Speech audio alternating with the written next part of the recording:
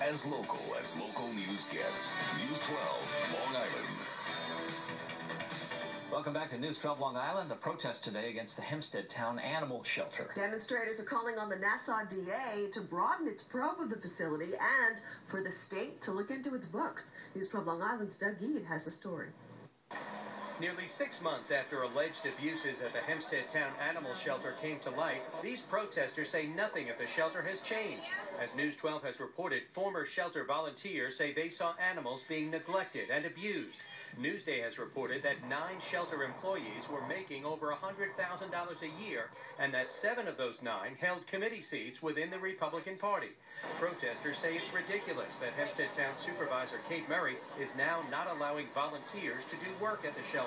I addressed her and I said, if I wanted to walk into the shelter and just volunteer my time because I love animals, can I do that? And she said no. So it shows me that you have a lot to hide. Critics say the animal shelter is run like a personal employment agency by the Republicans who control Hempstead Town Hall. They say many of the abuses at the shelter are because workers are underworked, overpaid, and politically connected. The GOP is claiming that they're supporting animals, yet they're the ones that have a requirement that you join the Republican Party in order to get a job at the shelter. Protesters want an expansion of the Nassau DA's investigation into the shelter. They're also calling for a state audit of the shelter's finances. Maybe most of all, they say they're tired of waiting for months for changes in the way the shelter is run. We keep hearing promises and promises that never happen, and, you know, we just are here to keep being a voice for these animals. In Woodmeter, Doug Eade, News 12 Long Island.